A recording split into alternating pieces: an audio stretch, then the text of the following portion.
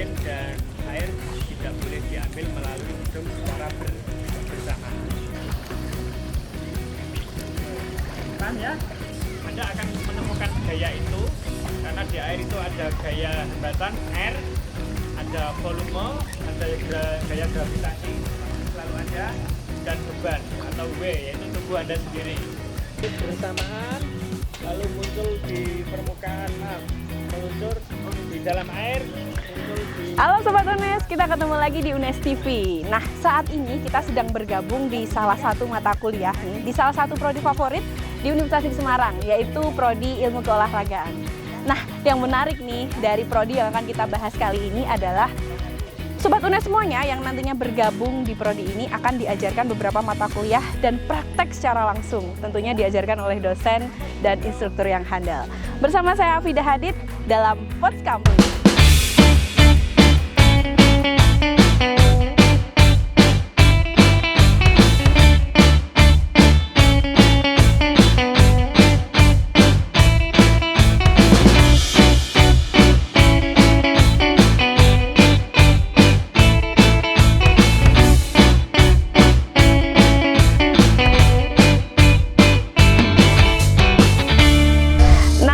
Semuanya, kali ini kita sudah bergabung nih bersama Ketua Prodi dari Ilmu Keolahragaan Universitas Negeri Semarang. Ada Pak Sugiarto. Halo Pak.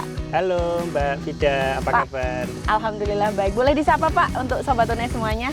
Ya. Halo Sobat UNES, jumpa dengan saya Sugiarto, Ketua Program Studi Ilmu Keolahragaan FIK Universitas Negeri Semarang. Nah, Pak, ini kan tadi kita sudah sempat mengikuti tadi dari awal perkuliahan sampai ini selesai tentang mata kuliah renang nih. Boleh nggak Pak diceritakan dulu nih dari Prodi Ilmu Keolahragaan itu sebenarnya prodi yang mengajarkan tentang apa aja? Oke, baiklah Mbak Fida. Jadi Prodi Ilmu Keolahragaan itu salah satu prodi non kependidikan yang ada di FIK Universitas Negeri Semarang.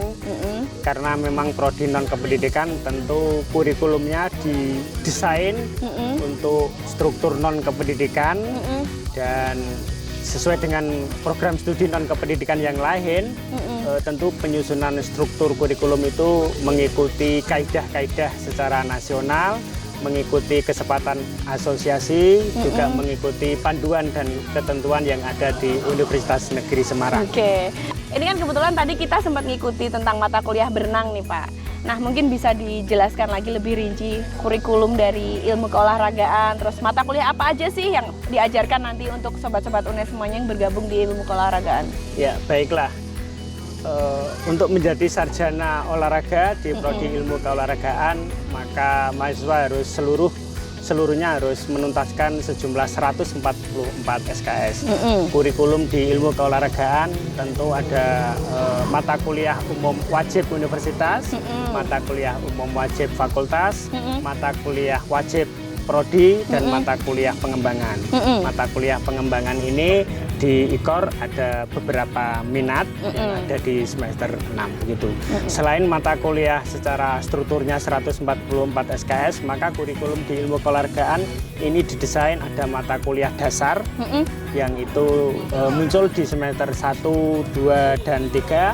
Ada mata kuliah teori dari universitas maupun fakultas maupun prodi, juga ada mata kuliah lapangan atau praktek seperti yang Mbak Fida tadi lihat ya, salah satunya, dan kebetulan ini mata kuliah praktek di semester ini pertama kali luring. Pertama kali luring langsung berenang ya Pak ya. Oke. Kemudian Pak, ngomong-ngomong kan tadi disebutkan mata kuliahnya rata-rata praktek. Ya kan Pak? Tidak selalu. Oh, tidak selalu praktek. Praktek ada, seperti kalau di semester 1 itu ada renang, ada sepak bola. Di semester 2 nanti ada bola voli, ada bola basket.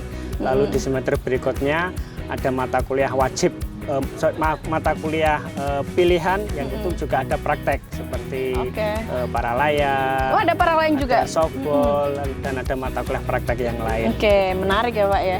Pak, kalau seperti renang tadi nih yang kita ikuti ini tadi kan tentu membutuhkan lapangan ya. Betul. Boleh nggak diceritakan ke Sobat UNES semuanya yang nantinya punya minat gabung ke IKOR? UNES itu menyediakan fasilitas apa aja sih untuk menunjang?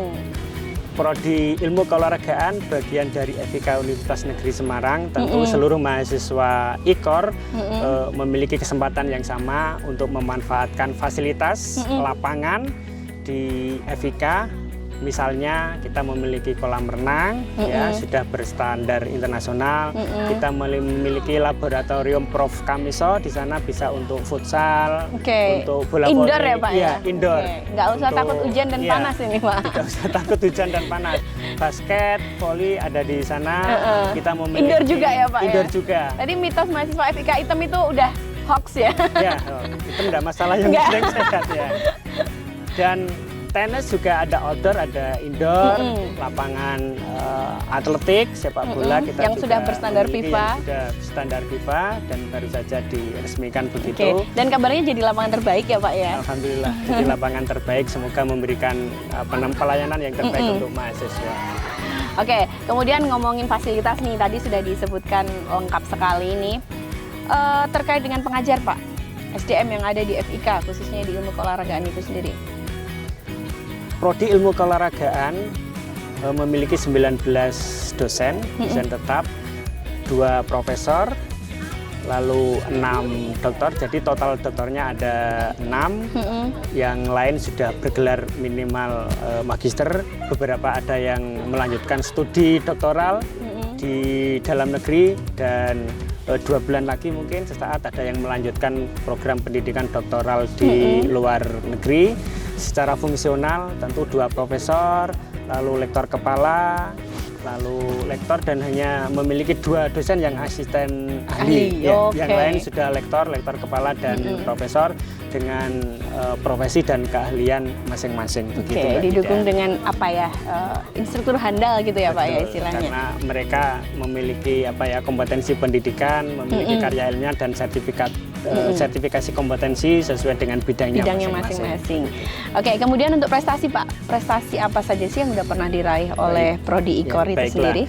Tentu prestasi di keluarga besar ilmu keolahragaan, selain mahasiswanya yang berprestasi, dosennya juga berprestasi Mbak Vidya, baik di bidang akademik maupun non-akademik, regional, nasional maupun internasional. Untuk prestasi mahasiswa juga sama, prestasi di bidang akademik dan non-akademik.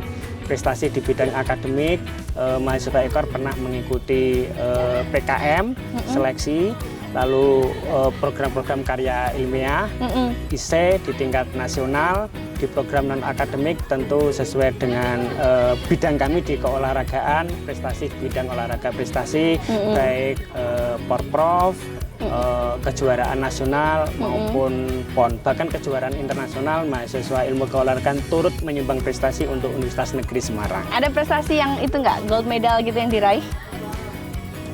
PON kemarin, terakhir PON di Papua, ada anak kami yang meraih medali perak ya, juga ada yang medali perunggu, bahkan eksibisi cabang olahraga kabadi itu juga mayoritas 95% eksibisi olahraga kabadi itu dari Prodi Ilmu Keolahragaan. Karena untuk menjadi cabur di PON itu melewati eksibisi dulu Mbak Vidya. Ada privilege khusus nggak sih Pak buat sobat-sobat UNES semua atau mahasiswa-mahasiswa UNES yang pernah meraih kejuaraan tertentu gitu? Ya baiklah, tentu privilege khusus sebenarnya tidak hanya di Prodi Ilmu Keolahragaan ya, privilege khusus yang memiliki prestasi bahkan sertifikat kejuaraan itu bisa masuk di Prodi Ilmu Keolahragaan melalui jalur seleksi mandiri cabang prestasi. Oh gitu ya, masuk tanpa tes ya Pak ya? Iya, menggunakan sertifikat dan piagam kejuaraan yang dimiliki melalui jalur prestasi. Kesempatannya ada di sana. Privilege untuk mahasiswa Prodi Ilmu Keolahragaan bagi yang berprestasi, misalnya mereka yang memiliki prestasi akademik dan non-akademik, baik tingkat nasional maupun internasional. Mendapatkan peluang yang besar untuk mendapatkan beasiswa untuk studi lanjut.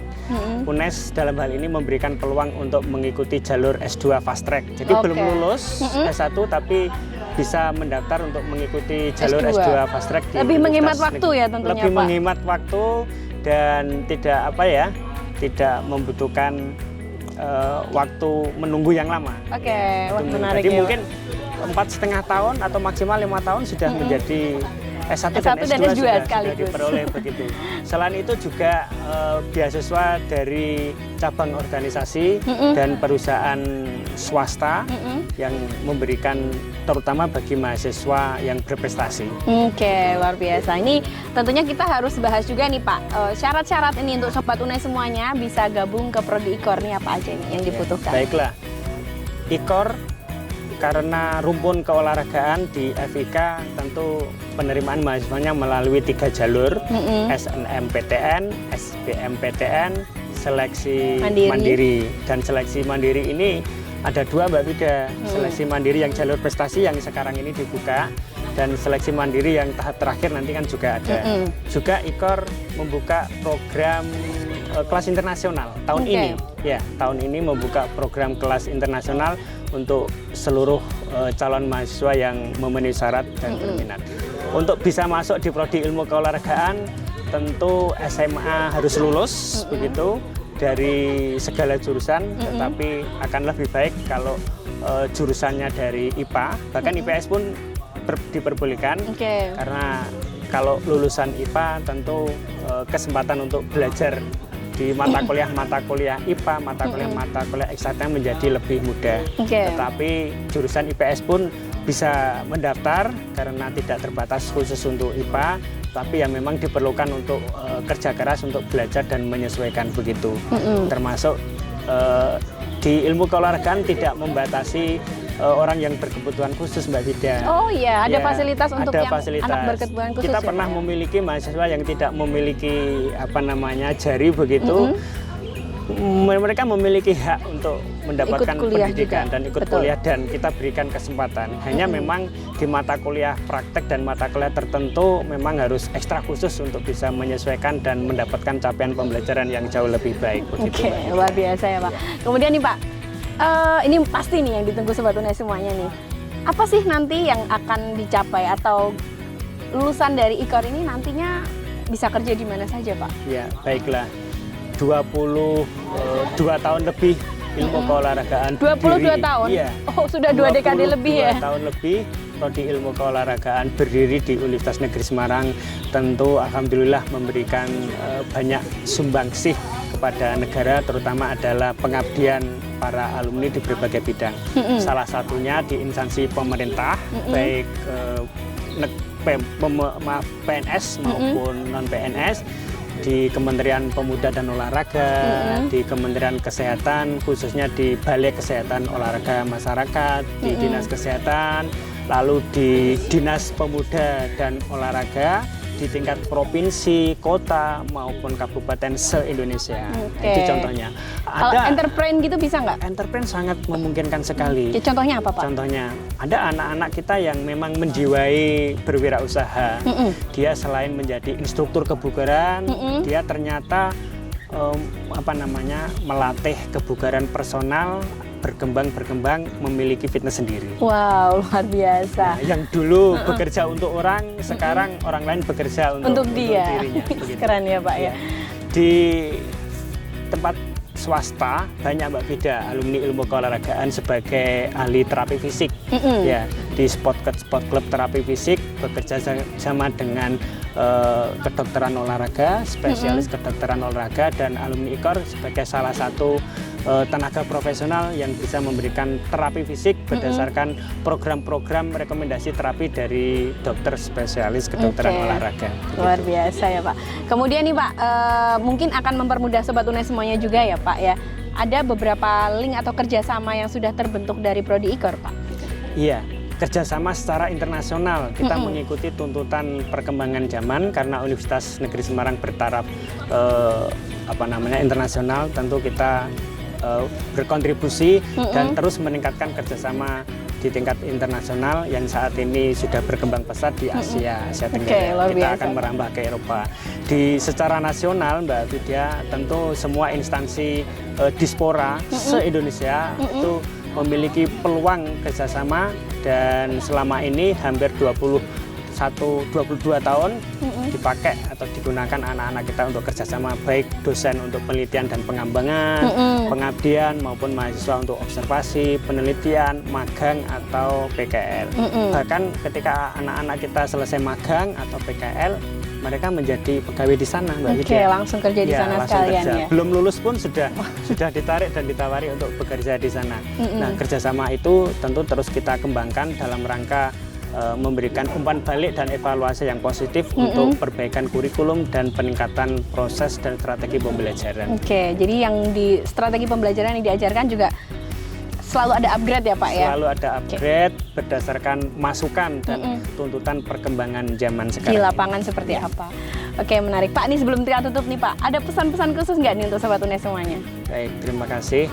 Tentu Prodi Ilmu Keolahragaan yang mendukung perubahan lembaga kita Universitas Negeri Semarang dari IKIP ke Universitas Negeri Semarang pada tahun 1999 sampai tahun 2000 awal. Prodi Ilmu Keolahragaan berdiri kurang lebih 22 tahun, maka Prodi Ilmu Keolahragaan turut serta memberikan pengabdiannya melalui lulusan bergelar sarjana olahraga untuk turut membangun kemajuan pembangunan olahraga secara nasional di berbagai bidang. Marilah bergabung bersama kami, Prodi Ilmu Keolahragaan FIK Universitas Negeri Semarang.